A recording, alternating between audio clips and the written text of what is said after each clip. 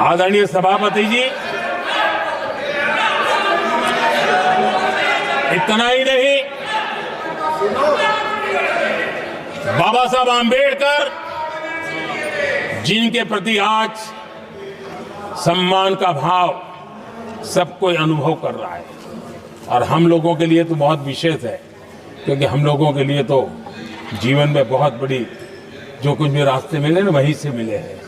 आदरणीय सभापति जी, बाबा साहब आंबेडकर, इनके प्रति भी इनके मन में कितनी कटुता भरी थी, कितना द्वेष भरा था। मैं आज उसके डिटेल में जाना नहीं चाहता हूं, लेकिन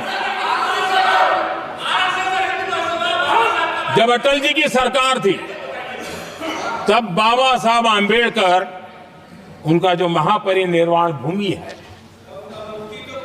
वहां पर अलीपुर रोड पर अटल जी की सरकार में बाबा साहब आंबेडकर जी के स्मृति में एक स्मारक बनाना तय हुआ। अटल जी के समय यह नहीं हुआ।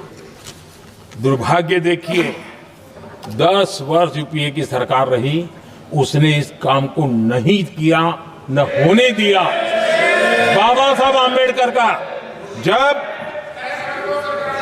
जब हमारी सरकार आई, बाबा साहब आंबेडकर के प्रति हमारा श्रद्धा होने के कारण हमने अलीपुर रोड पर बाबा साहब मेमोरियल बनाया और उसका काम किया।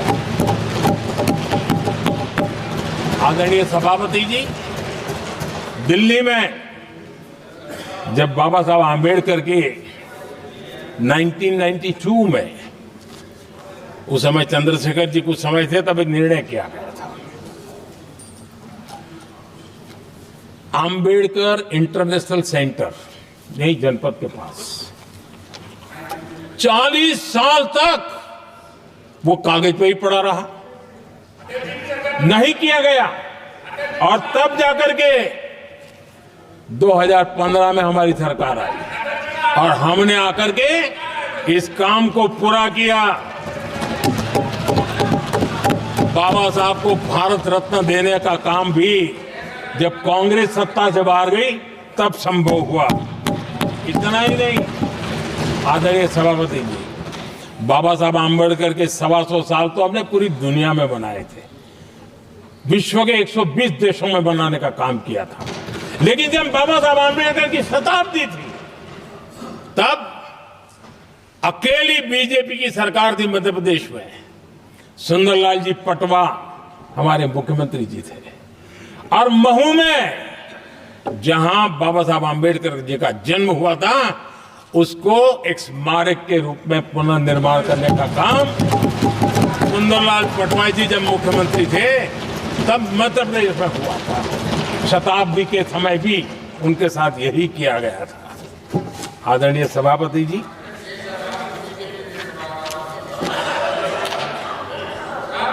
हमारे देश में बाबा साहब आंबेडकर एक दीर्घदृष्टा थे।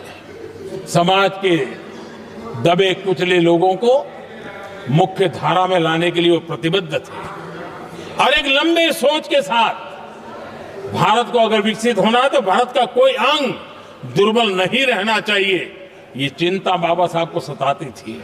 और तब जाकर के हमारे देश में आरक्षण की व्यवस्था बनी। लेकिन वोट बैंक की राजनीति में छुपे हुए लोगों ने, डूबे हुए लोगों ने धर्म के आधार पर, तुष्टीकरण के नाम पर आरक्षण के अंदर कुछ न कुछ नुक्सेदनी करने का प्रयास किया, और इसका सबसे बड़ा नुकसान एससी, एसटी और ओबीसी समाज को हुआ है। आदरणीय सभापति जी, आरक्षण की कथा बहुत लंबी है। नेहरू जी से लेकर के राजीव गांधी तक कांग्रेस के प्रधानमंत्रियों ने आरक्षण का घोर विरोध किया है। हिस्ट्री कह रही है, आरक्षण के विरोध में लंबी लंबी चिट्ठियां स्वयं नेहरू जी ने लिखी है, मुख्यमंत्रियों को लिखी है। इतना ही नहीं, सदन में आरक्षण के खिलाफ लंबे लंबे भाषण इन लोगों ने किए हैं। बाबा साहब आंबेडकर समता के लिए और भारत में संतुलित विकास के लिए आरक्षण के लेकर के आए, उन्होंने उसके खिलाफ भी झंडा ऊंचा किया हुआ था। दशकों तक मंडल कमीशन के रिपोर्ट को डिब्बे में डाल दिया था। जब कांग्रेस को देश ने हटाया, जब कांग्रेस गई, तब जाकर के ओबीसी को आरक्षण मिला, तब तक ओबीसी को आरक्षण नहीं मिला। ये कांग्रेस का पाप है। अगर उस समय मिला होता तो आज देश के अनेक पदों पर ओबीसी समाज के लोग भी देश की सेवा करते, लेकिन नहीं करने दिया, नहीं होने दिया। ये पाप इन्होंने किया था। आदरणीय सभापति जी, जब हमारे यहां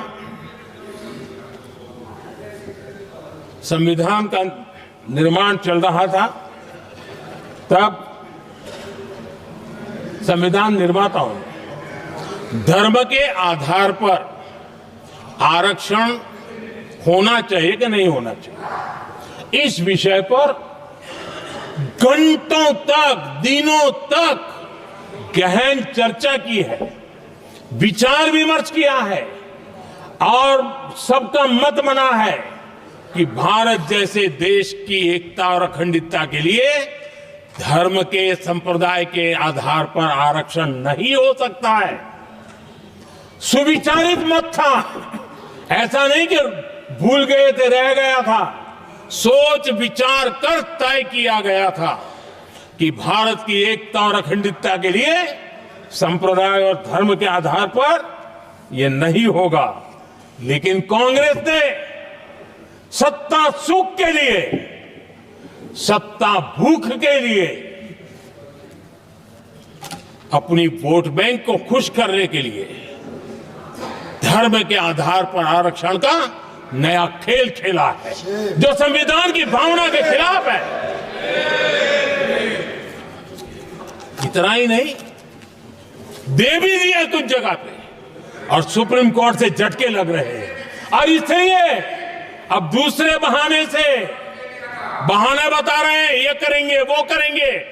मन में साफ है, धर्म के आधार पर आरक्षण देना चाहते हैं, इसलिए खेल खेले जा रहे हैं। संविधान निर्माताओं के भावनाओं पर गहरी चोट करने का यह निर्लज्ज प्रयास है। आदरणीय सभापति जी,